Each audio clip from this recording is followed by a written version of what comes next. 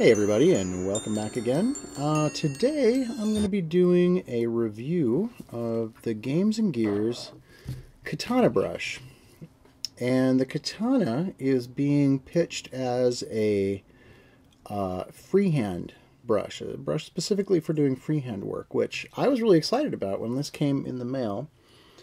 Because I suck at freehand. If there's one thing about my own painting that could be improved, it's my freehand work. And that's primarily because I'm not an illustrator, but also because, frankly, I find the process of lettering or doing designs and stuff, tattoos, what have you, with a regular brush to be less than ideal for some reason. I guess it primarily comes from doing all of my drawing, the little bit that I've done, with pencil or pen, and so there's a certain expectation about how that's going to work and how that feels in your hand, and you don't get that with the brush. And you'd think after all these years I would know how a brush works and be sort of comfortable with that. So what this seems to be trying to do is kind of impart some of the properties of a pencil or pen to your brush. This is a silicone tip. Now, my first thought on this is, well, there's a reason why a brush is the way it is. The hairs of the brush hold paint, which is why my own personal philosophy is you always use the largest brush you can get away with, because then you have more of the hairs to hold the paint for you and less that you have to go to the well, essentially, to dip your brush to get more material in. This is silicone. It's not hairs. So essentially you're going to be coating this with paint and using the paint that builds up on the surface there as your reservoir, which isn't going to last very long. So I have concerns there. On the other hand, with the tip and the way this is shaped, I feel like that could be good. But the truth is that silicone brushes are not a new thing, but primarily for other mediums, specifically for oil painting, anything with a heavy body paint. Because then the silicone brushes are really they're almost like a sculpting tool, and in fact sculptors will use them too, but they become more like a sculpting tool than a tool that you use to actually apply the material to your surface. Now, they don't look like this. They generally are bigger. They'll have kind of more of a chiseled edge. This style of silicone brush, and I've done a little research since I was going to do this review, this style is really based on the eyeliner. They make these for applying eyeliner, primarily for women, but really just for makeup. And I've looked at a couple of reviews of those, and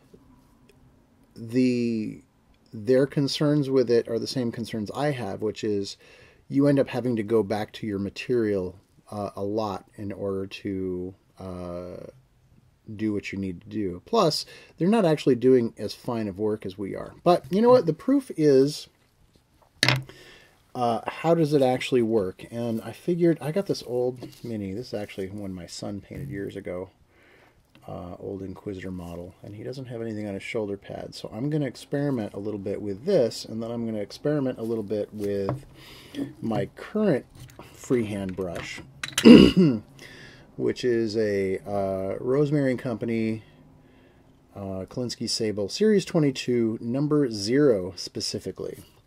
I've actually started using that one almost primarily for eyes, but I also use it for other fine detail work when I need something really fine that actually has a little bit more of a stiff bristle than my normal Winsor Newton Series 7s. So I'm just going to use a little black paint, and I'm going to be using Game Air, so airbrush paint. It's already essentially pre-thin. Just quick tip, airbrush paints, you can brush with them. They work great. So I'm just going to try to do some numbers on this. So we're going to dip it in. And let's do a 3. And I already feel like I need more paint.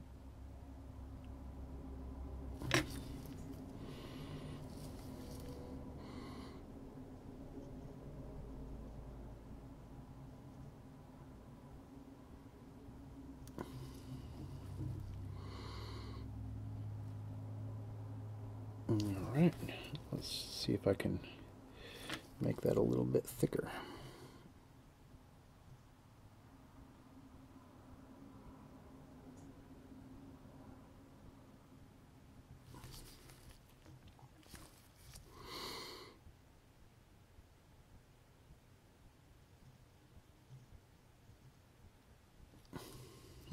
Alright, well, not thrilled. Let's try it with a brush. You know, the number 3 is actually kind of a tough one for me. It's all curves.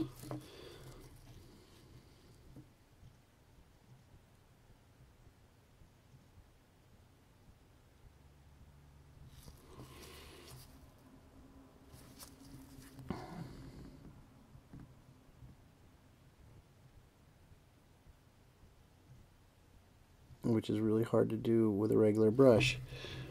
So let's just look at those real quick. Neither one of those is great. And to be fair, I'm doing this really quick just to have some sense of, you know, how they compare. I liked, let's do a couple of dots. I liked how it felt doing a curve with the silicone versus the regular brush. Now I'm just kind of, because I have a feeling that this is going to be really good for doing dots, and this is a brush. Okay. And then let's go to the silicone.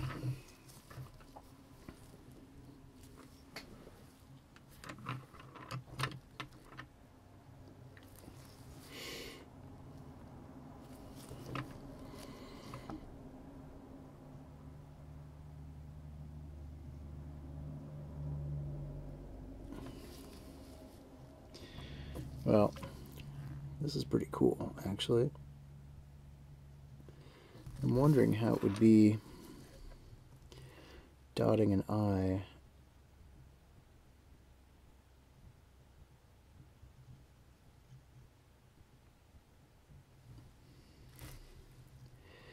You know, that's not bad.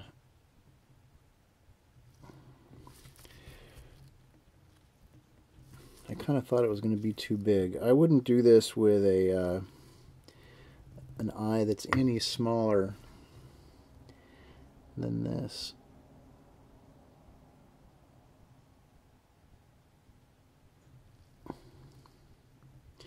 Yeah, I can see I got some on the cheek, but I always get that anyway. And I couldn't get it to cover any better, so it actually gave me a lot finer a dot on the eye than I expected. Whereas with the brush,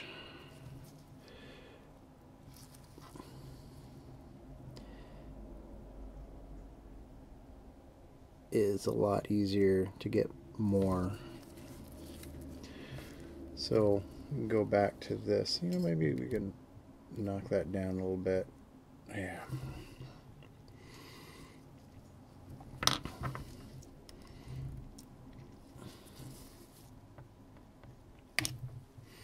Oops. Let's try a circle.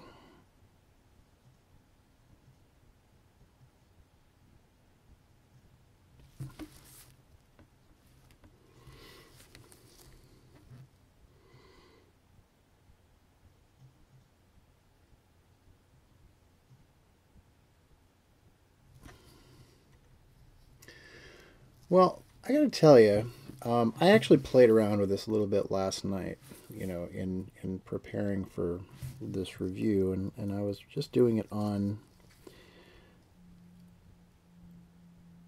I don't remember if it was, I think it was just paper, and I wasn't terribly thrilled with it, and it's not. I feel better about it now. It's not a silver bullet. You know, this is not, oh my God, all of a sudden I can do freehand work. And I'm not sure I would always use it.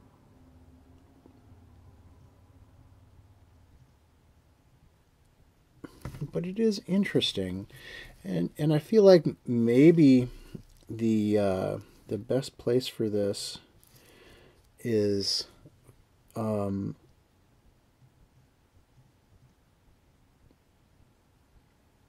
sort of sketching out what you're trying to do,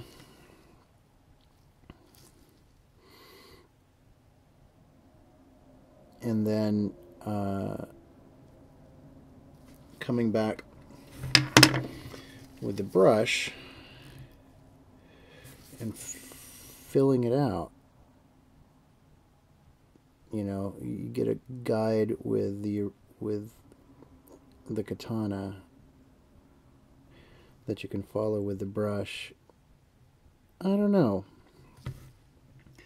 I'm not thrilled, but I'd be willing to experiment with it. On the other hand, I also feel like if I just spent that time becoming more comfortable with using my brush to do this stuff, I'd be better off. Part of the problem with using the brush, I'm realizing, is that it just doesn't, you generally can't feel when you're touching. But this brush, this Rosemary and Company Series 22, number 0, has really changed my life in terms of painting eyes.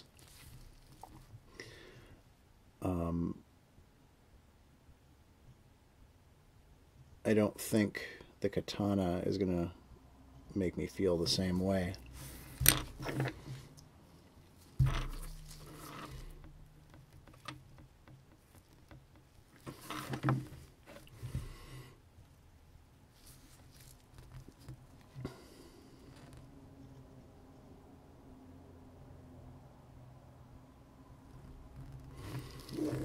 Yeah, I don't know. It's interesting. It'd be worth experimenting with more, but I'm going to say, I don't know. You're probably just as well getting a good brush. And what I've discovered for doing detail work, and especially eyes and freehanding, that a nice stiffer bristle brush with a nice tip that's not too sharp, and that's really what I like about this versus my Winsor Newton Series 7s, is that while this doesn't have a sharp tip, it's not as sharp as the Series 7. It's a little bit blunter right at the end, which is perfect for doing eyes and things like numbering and such. So that's it. I hope you found that useful.